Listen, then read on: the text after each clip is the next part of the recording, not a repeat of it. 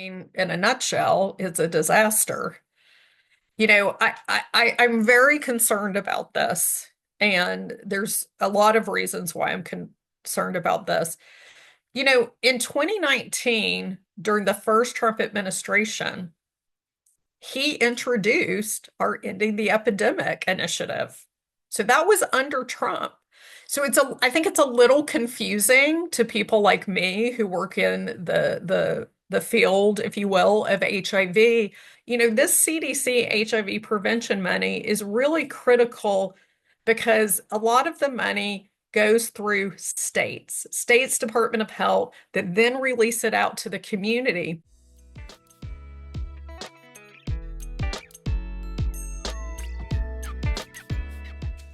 This is how, maybe in your community that you go to a health fair and there's HIV testing available for free. It may be that the State Department of Health released an RFP that a local organization applied for, and then they got funding so that they could provide HIV testing in their community, in these neighborhoods, at health fairs, so that people got access to free HIV testing. And the reason why HIV testing, kind of under this prevention umbrella, is so important is because it can often be the first start of a conversation about sexual health. And if a person takes the test and they find out that the test comes back non-reactive, meaning it couldn't identify the virus, then you can have a conversation about, are you a good candidate for PrEP? Let's talk about your sexual health. Let's talk about, have you gotten tested for other sexually transmitted infections?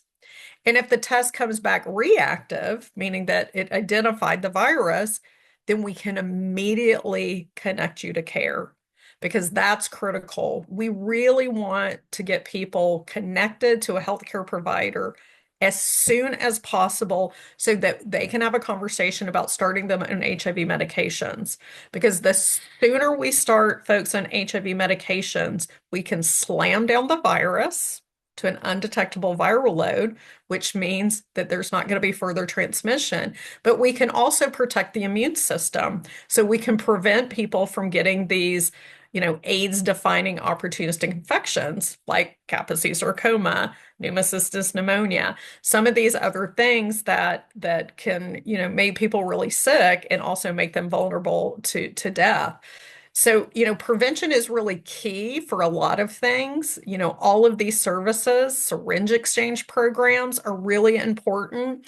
There's many states in our country that pass laws so that that was legal, but I've been around a long time and I know that the states that don't have them, what do we see? We see higher rates of HIV in folks who use substances that maybe they use substances that are injected. So this is about protecting our communities. It's protecting our family and our friends.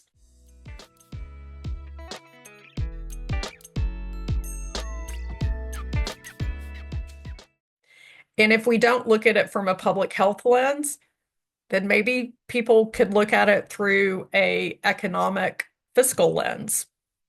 When a person is diagnosed with HIV, it's over a $500,000 cost of lifetime treatment. So prevention actually saves money. You know, it saves lives for me. That's the bottom line for me, is that it saves lives. But think about the cost to our country. Think about the cost to our fragile healthcare system. Our healthcare system was fragile pre-COVID, and it really cracked under the COVID pandemic. And we lost healthcare providers not only because they died from COVID, but they also were fried. And they probably have PTSD, to be honest. They're probably traumatized. I know a lot of people who left, they were like, I can't do this anymore.